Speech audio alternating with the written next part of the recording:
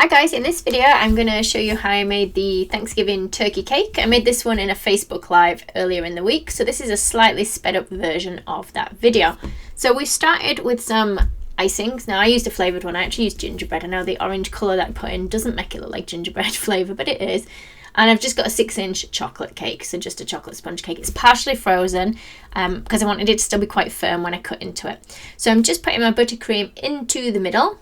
I feel like I probably should have made pumpkin flavour buttercream really for this. It would have suited the orange colour. And guys, everything I use I'm going to put in the description box below this video as well with links so you can find what I've used. I'm just using a small cookie cutter to make a mark where I want my bum to be because the turkey is going to be facing with its behind towards me. And then I'm cutting around towards that circle so that the cake kind of dips in and the circle comes out a bit. Okay, so we're just cutting a little bit out below the circle where its legs will go into later. And then I'm just trying to work out how far apart I want each feather to be spread. I'm going to put a little indentation in just by cutting out a small triangle from the edge with my knife. Just get rid of my offcuts in a second. And I'm going to cover the whole thing in buttercream. So first of all, you want to give it a crumb coat. And then once you've given it a crumb coat, you can put it in the fridge. Now, mine has only got 1 layer of buttercream on. Ideally, you want 2 layers on. But because it was filmed in a Facebook Live, I didn't have time to put it in the fridge and then get my second layer on. So it was just covered once. And then I scraped over it with a flexible smoother just to try and get off any excess buttercream. And then I covered it in a fondant. So you want to roll it quite thin if you're not so keen on the taste of fondant. You could even just cover the whole thing in buttercream. I'm not very good with buttercream, so I go for fondant. I tried to pick out a selection of different browns. I'm going to link which ones I actually used below the video because I was a bit indecisive about which colours to use. And I'm rolling it nice and thin, and we're just going to cover the whole thing. Now, really I should have probably kept it a tiny bit thicker, just because I tend to find it pleats a little bit at the edges if I roll it really super thin sometimes, but it'll taste nicer that it's thinner. So we're just pressing it down all the way around the edges, so kind of pull it out to try and get rid of those pleats. And if it doesn't quite reach the bottom, it should stretch a little bit. I just have to be really careful because with it being thin, it's possible that I might tear it. And then we trim off any extra that comes along the edge of the board. Now, I've used a green coloured board, but guys, it was just because that was what colour board I had to hand. I'm actually going to cover the board up later. And I'm just going to nudge in everywhere where I felt that there was the cut underneath. So it'll take the shape of the cake underneath. I know it looks weird at this stage. So what I'm going to do now is I'm going to put a line with my Dresden tool. Being careful that I don't press so hard that I cut all the way through the fondant because I don't want to do that because you'll see the orange buttercream coming through. And I'm drawing the line towards the circle in the middle. It kind of looks like some weird shell shape, doesn't it now? And what I'm going to do is I'm just going to quickly cover the board. So I've got some pale yellow fondant. Or ready to roll icing. So fondant and ready to roll icing are the same thing, guys. Fondant is the American word, I think. And they probably call it fondant in other countries too. And ready to roll is the English. Okay, so I've just covered it around the board. I'm just rubbing it together at the bottom where it overlaps. And then I'm cutting off any extra that goes beyond the edge of the board. You'll see it's pushed up tight to my cake. You don't really want a gap between your cake and the icing covering that's on the board. I'm just going to go with a slightly darker brown on the turkey's bum. Try and go fairly thin. This is a chocolate flavoured one that I'm using now.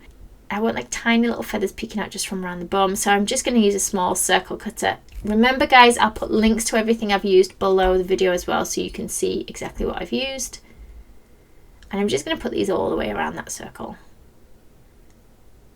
Okay, and you can add little lines into them if you want them to look more feather-like. I didn't spend very long on this at all. So remember guys, when it's a Facebook Live and I'm doing it, I try and get things done within like an hour and a half. So I usually rush through these a lot quicker than what I would if I was just kind of doing it on my own and I had plenty of time to sit and make it neater. So I'm just putting some little lines in so it's a bit more feather-like on its bum. And then I've got a little ball of the leftover brown fondant. This is the chocolate flavoured one. I'm just cutting it in half and I'm putting it underneath the body. These are actually the tops of its legs. And I'm going to go for orange for the legs. So I'm going to roll it fairly thin. And we want 2 small pieces. They only need to be short, otherwise they're going to go beyond the edge of my board. And then I'm kind of rolling teardrop shapes. And these are going to be, this is like the toe that's at the back. If you call it toes. Do you call it toes on a turkey? I'm not sure. And they want 2 of those for the front as well of each foot. And you can put little indentations in, little lines if you want their legs to look more textured. I'm going for a pale pink for the neck. Looks a bit like I'm sticking a worm on. So I want the neck to look like it's just peeking out from round the front to the side. And then I'm going to use a small ball for the head of the pink. Let's just push that on the top of the neck, move it down a bit. And I want 2 small balls of blue. These are going to go around the eyes, I think. I've made them bigger than the head because I want it to be a bit comical looking, this turkey. And we're just making some eye sockets with a balling tool. I've tried to keep one bigger than the other, again, just so it's a bit comical. And I'm using my white fondant for my eyeball. So these are actually quite big, quite bulky, but again, I thought it looked more comical, more cartoony. And then I want an oval of black. So I just roll an oval and squish it down flat. And I want that for each eye. Again, making them different sizes so they match with the eyeball that was different sizes. Tiny dot of white. And then we're going to use my eyelid. So I've gone with a ball of the blue. Flatten it and we cut it. So I've cut it not quite in half so that one half is bigger than the other half. And we're just going to press those around. So you might need to stretch them a little bit so they fit around the eyeball. And let's give him some lashes. So it's just black. You can use modelling paste if you prefer to fondant for the eyelashes because it's a little bit firmer. So it's got a thin point on both ends before we stick those on. Just a little piece. Oh, so he's got some little bit of hair or feather on the top of his head. And then the beak. So I'm kind of rolling like a diamond shape and then pinching it in the middle so it comes out to a point. I don't think turkeys have beaks like this at all, but it's fine. It'll do for my cartoony little cake. So just pressing that on in place. And then we want the red thing. Now in the Facebook Live, the people watching, all my followers watching, did tell me what this was called, and I've forgotten what this red bit is called. But it's just like a long teardrop shape that we've put on. And I want to add some more colour now to the feathers. So I've just taken a circle cutter and I've kind of pressed into some paler brown fondant, sort of twice to create like little crescent shapes. Or you can roll it by hand, this shape, if you prefer. And you're going to go all the way around the feathers. So you probably have to go smaller as those feathers come further around. If you don't want to use fondant, you can use edible pens and you can draw lines on. So this was just to show you guys a quick example that you can draw them on. I actually found it a bit harder drawing it on. I couldn't get it very neat at all. Although I was doing it in a rush. I wanted a bit of pink on the bum. And again, it's just edible powder this. Maybe a little bit on the side of the beak. Apologies for my scruffy bit of hair in shot.